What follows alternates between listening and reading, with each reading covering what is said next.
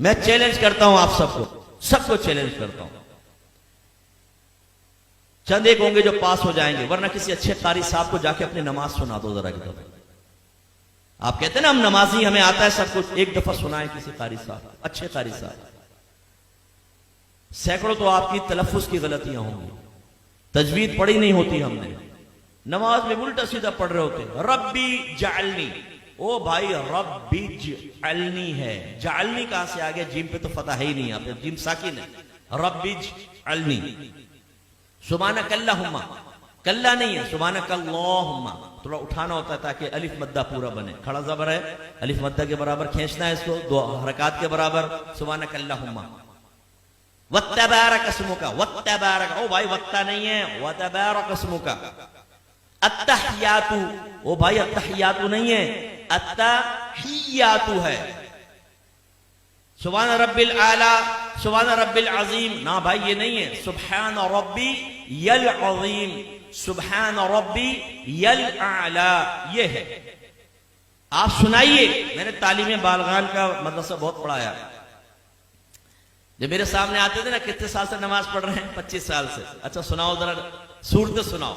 ओ भाई एक नई सूरत की शक्ल सामने आती थी, जबर की जगह जेर, जेर की जगह पेश, पेश की जगह कुछ। मैं आपसे गुजारिश करता हूं, मैं आपको हकीर नहीं समझ रहा हूं, आपकी तहकीर बयान करना मकसूद नहीं, खुदा की कसम ख्वाब गफलत से जगाना मकसूद है। आज आप चेक भरते हैं ना, चेक, जितने यहाँ चेक भरने वाले मौजूद है उनसे पूछिए, इतने आराम से भरते हैं, कहीं टेढ़ा मेढ़ा ना हो जाए, बाउंस हो जाएगा।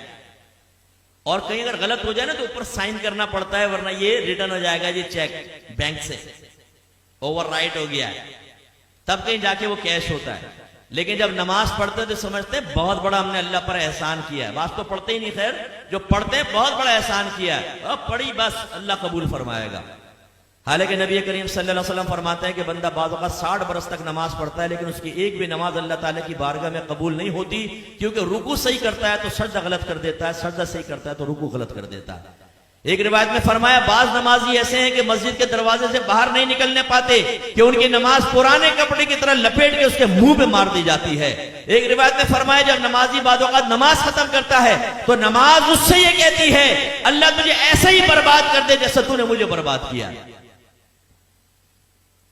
उसमें वो खास तौर पे जो सुपरमैन नौजवान यहां बैठे हुए ना, जब नमाज पढ़ने खड़े होते हैं, रुकू सजदा, एकदम सीधे खड़े हो गए, रुकू सजदा,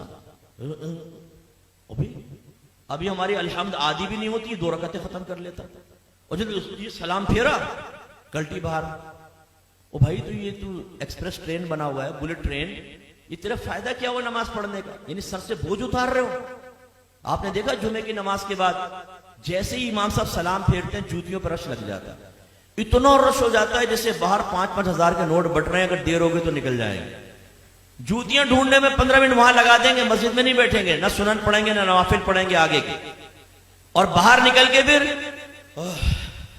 दूसरे कहते हैं, हाँ क्या करना, चल ढाबे में चाय पीते। अभी तुम इसलिए बाहर निकल कर आए थे।